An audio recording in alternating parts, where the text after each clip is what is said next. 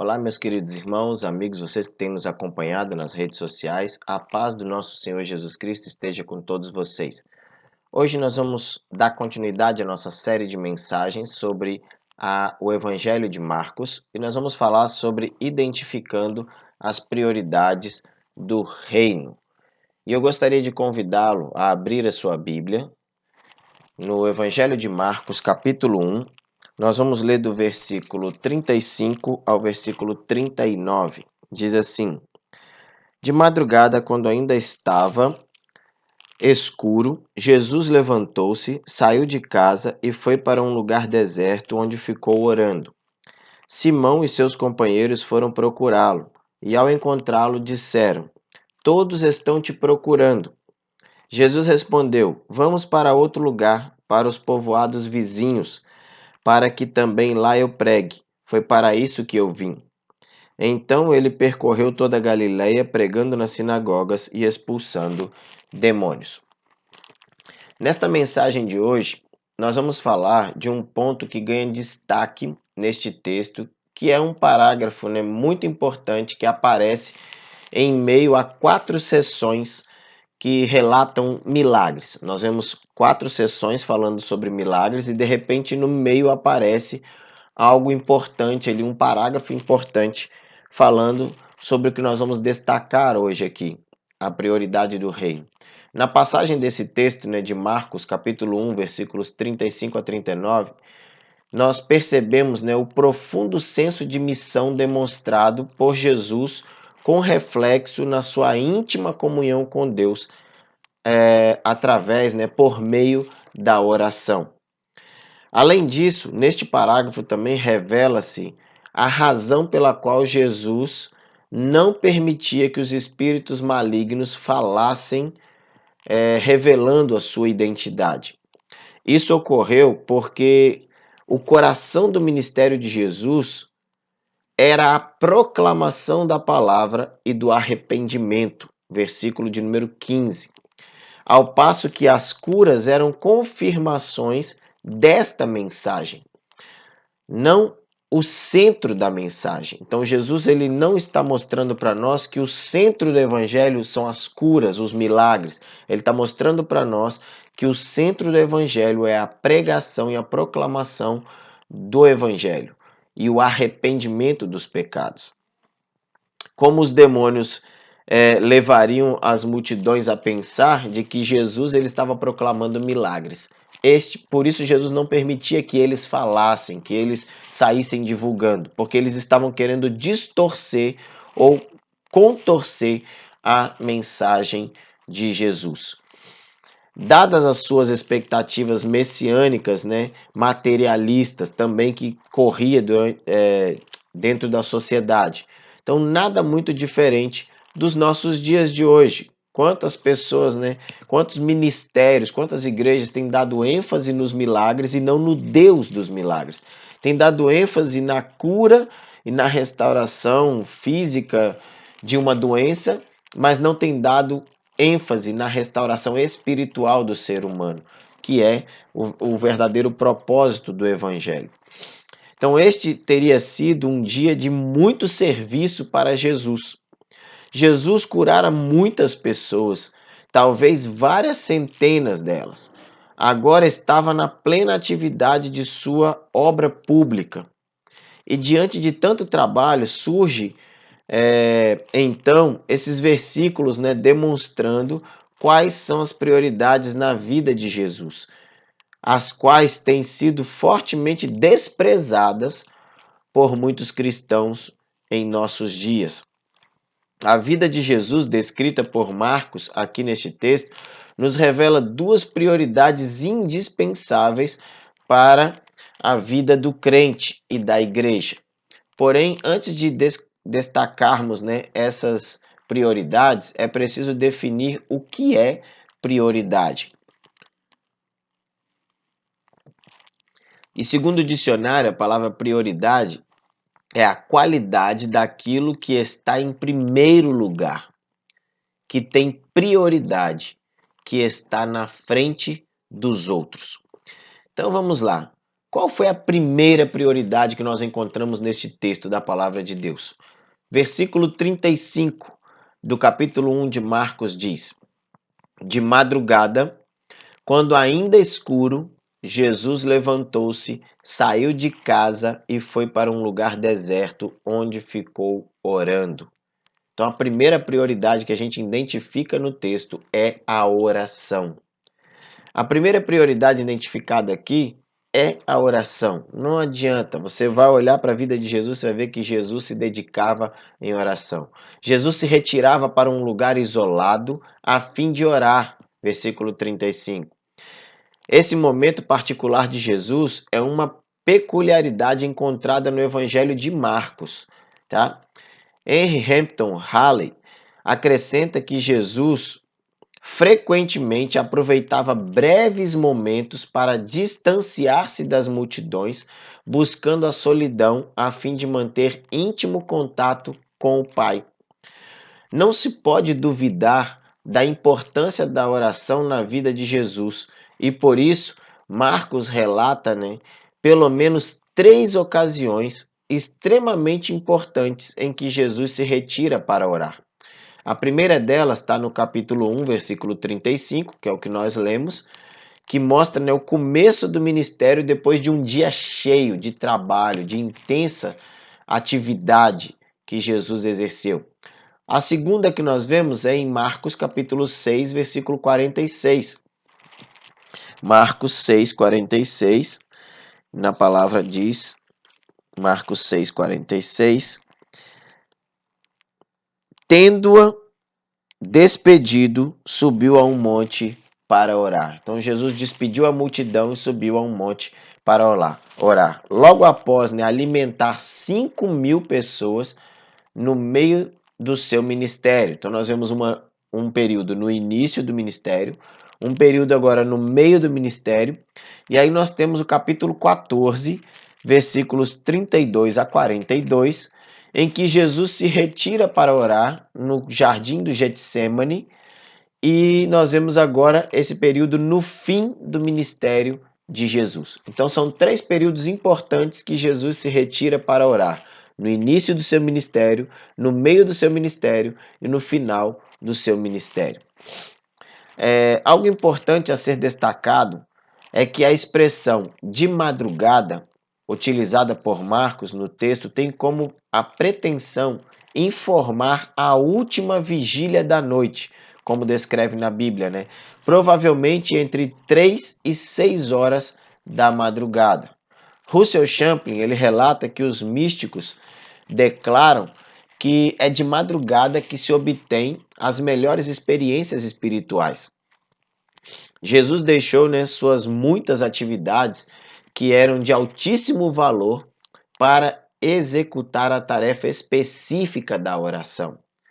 Mesmo depois de um dia cheio de trabalho, Jesus não teve o descanso que poderia e que merecia ter, pois sempre que possível ele se retirava para ter comunhão com o Pai. Russell Champlin ainda diz o seguinte: nunca podemos estar ocupados demais para orar. Lembre-se disso, nunca podemos estar ocupados demais para orar. E aí eu quero recomendar um livro para você, um livro de Bill Hybels, que diz Ocupado Demais para Deixar de Orar. É um livro pequenininho, fininho, mas que a leitura é maravilhosa. Você vai se encantar com esse livro. Recomendo você adquiri-lo e estudá-lo para aprender mais sobre a oração e aprender que, mesmo estando ocupado demais, você pode tirar um tempo para orar. Jesus orava a todo momento, mas há um foco especial nas orações feitas na madrugada. Marcos menciona que Jesus se levantou, saiu de casa e foi para um lugar deserto.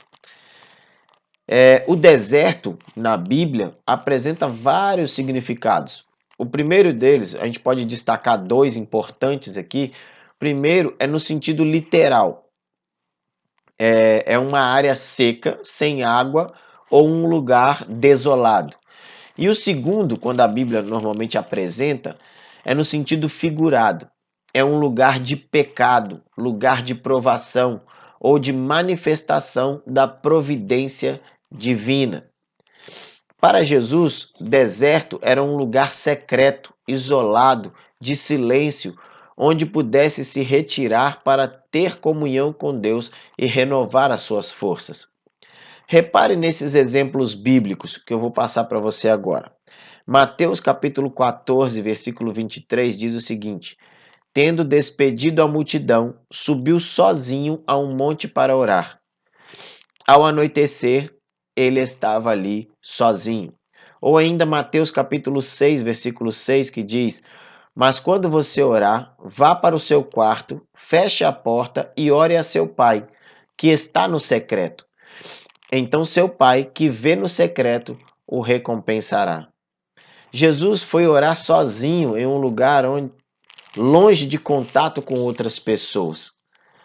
Ao se retirar para orar, preferencialmente sozinho e em um lugar distante de tudo e de todos, é você e Deus, Ele sondando o seu coração, mostrando suas falhas, seus pecados e te levando ao arrependimento, conectando o seu coração com a cruz. Como diz Russell Champlin, o tempo passado em oração dificilmente nos é prejudicial. Pelo contrário, haverá de nos beneficiar e tornar nossa atuação mais frutífera. Portanto, o cristão, para ter sucesso em sua vida, precisa gastar tempo em oração, como Jesus fazia. Quer ter sucesso em sua vida ministerial, profissional, pessoal, familiar, precisa gastar tempo em oração. A oração traz força nas batalhas, ânimo nas tribulações, esperança nas angústias, alegria nas tristezas e por aí vai. Sobre isso, Martinho Lutero ainda diz o seguinte: tenho tanto trabalho para fazer hoje que primeiramente devo orar 3 horas a fim de poder terminá-lo. A segunda prioridade que nós encontramos no texto é a pregação do Evangelho. Jesus nos mostra duas coisas importantes do seu ministério: oração e pregação da palavra, pregação do Evangelho. Versículos 38 e 39 diz assim: Jesus respondeu: Vamos para outro lugar, para os povoados vizinhos, para que também lá eu pregue. Foi para isso que eu vim. Então ele percorreu toda a Galiléia, pregando nas sinagogas e expulsando demônios. Já vimos o quanto a oração é importante no ministério de Jesus. Porém, uma das importâncias da oração era também para que o mundo cresce na sua pregação. Veja o que o próprio Jesus fala em sua oração registrada no Evangelho de João, capítulo 17, versículo 20. Minha oração não é apenas por eles. Rogo também por aqueles que crerão em mim por meio da mensagem deles. Ao estudarmos os evangelhos, nós percebemos que o grande interesse em Jesus é provocado pelos milagres. No entanto, a preocupação de Jesus sempre foi em proclamar o evangelho. As multidões eram atraídas pelos milagres, mas Jesus não estava interessado nos milagres. Jesus estava interessado em que o seu evangelho, o evangelho do reino, fosse pregado a essas pessoas. Capítulo 1, versículo 15 do Evangelho de Marcos. O tempo que Jesus gastou em oração serviu também para que buscasse a direção de Deus para o seu ministério. E isso fica claro na resposta que ele dá aos seus discípulos: Vamos para outro lugar, para os povoados vizinhos. O que Jesus quis dizer com isso? O tempo que ele passou em oração, que ele estava buscando direcionamento de Deus, Deus disse para ele: aqui já foi divulgado o evangelho, não precisa fazer mais nada aqui, segue para frente. Ah, mas então todas aquelas pessoas que estavam procurando Jesus, o texto diz que muitas pessoas foram procurar Jesus. Os próprios discípulos disseram isso. Disseram, mestre, tem muita gente te procurando. E Jesus não está nem aí. Jesus vira para eles e fala assim: não, Deus mandou eu seguir para outro caminho, é para lá que eu vou, vamos embora, porque a nossa missão não é sair curando, nossa missão é pregar o evangelho. E Jesus segue então em frente. As circunstâncias e as outras coisas podem nos dizer: fique aqui, ou então podem dizer: vá para outro lugar. Mas a vontade de Deus, porém, pode ser diferente do que realmente nós queremos. Marcos capítulo 14, verso 35 e 36. Marcos 14, 35 e 36 diz assim: indo um pouco mais adiante, prostrou-se e orava para que, se possível, fosse afastada dele aquela hora. E dizia: Abba, Pai, tudo te é possível, afasta de mim este cálice. Contudo, não seja o que eu quero, mas sim o que tu queres. Depois de orar, Jesus sabia exatamente o que deveria fazer e para onde deveria ir, a fim de dar prosseguimento ao seu ministério. O texto bíblico nos diz para que também lá eu pregue. Como o próprio Jesus já havia dito, no versículo 15, o tempo é chegado, dizia ele, o reino de Deus está próximo, arrependam-se e creiam nas boas novas. Jesus veio pregar o arrependimento de pecados e mostrar a redenção por seu sangue, Romanos capítulo 3, versículo 23 e 24. Jesus veio pregar a fé em seu nome, fé para a salvação, João 3, 17 e 18. Jesus veio pregar sobre o reino de Deus, mostrando como deve ser a vida daquele que se declara cidadão deste reino. 1 João, capítulo 2, versículo 6. E Jesus veio pregar as boas novas da salvação de Deus para o homem perdido no pecado. Romanos 16, 15 e 16. Nestes pontos, Jesus colocara em ação a sua crença, o que ele acreditava. Sua missão era anunciar o reino de Deus, e isso exigiria que ele viajasse por outros lugares. A fé é inútil sem a ação e a transformação da própria vida. Portanto, o cristão precisa gastar tempo em oração como Jesus fazia, mas também precisa pregar o evangelho da salvação aos que ainda se encontram perdidos, pois estas eram as prioridades de Jesus. Tempo a sós e de qualidade com Deus em oração e proclamação do evangelho para a salvação e transformação de vidas. Para encerrar, meus irmãos, eu quero dizer o seguinte: se o próprio Filho de Deus precisava de tempo de solidão e silêncio a sós com Deus, longe das exigências da vida diária, quanto mais nós precisamos afastar-nos dos ruídos e exigências incessantes de nossa sociedade, a fim de conversarmos com Deus e estudarmos. Quais têm sido as prioridades em sua vida? Pense nisso. Que o Senhor te abençoe.